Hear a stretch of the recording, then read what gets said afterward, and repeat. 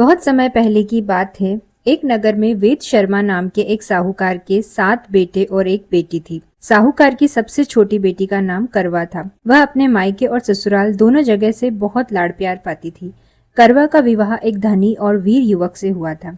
जब करवा चौथ का त्योहार आया तो करवा ने अपनी 7 भाभीियों के साथ मिलकर पूरे विधि विधान से व्रत रखा। करवा ने जब से विवाह किया था, यह उसका पहला करवा चौथ था। दिन भर निर्जल व्रत रखने के कारण करवा की तबीयत बिगड़ने लगी और वह भूख प्यास से बेहाल होकर मूर्छित होने लगी। करवा को इस हाल में देखकर उसके 7 भाइयों को बहुत दुख हुआ, लेकिन बहन को मनाने पर भी उसने चंद्रमा को अर्घ दिए बिना कुछ भी खाने से मना कर दिया। जब करवा के भाइयों को कोई उपाय नहीं सूझा तो उन्होंने छल का सहारा लिया। उनमें से एक भाई नगर से बहुत दूर एक पीपल के पेड़ पर चढ़ गया और वहां से एक दीपक जलाकर अपनी बहन को दिखाया। फिर उसने आवाज दी, बहन करवा, देखो चांद निकल आया है, तुम अर्घ देकर अपना व्रत तोड़ लो। भोली करवा ने अपने भाइयों पर विश्वास कर लिया।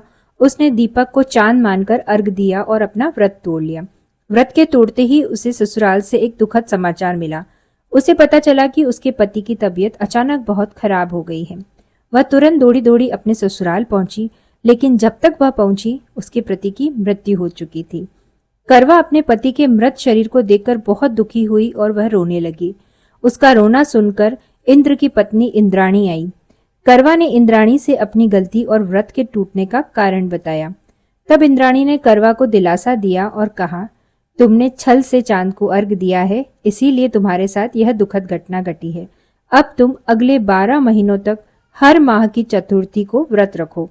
इसे चतुर्थी का व्रत कहा जाता है। करवा ने अपने पति की सेवा और उनकी मृत्यु का शोक मनाते हुए पूरे 12 महीने तक श्रद्धा और भक्ति के साथ चतुर्थी व्रत किया। जब अगला करवा चौथ आया तो करवा ने पूर्ण विधि विधान से बिना किसी छल के सच्ची श्रद्धा से व्रत रखा और रात को चांद निकलने पर ही अर्घ दिया। करवा की सच्ची भक्ति और अटूट प्रेम से प्रसन्न होकर करवा माता यानी देवी पार्वती ने उन्हें दर्शन दिए और उसके पति को जीवन दान दिया। करवा को उसका सुहाग वापस मिल गया और वह अपने पति के साथ सुख समृद्धि से रहने लगी।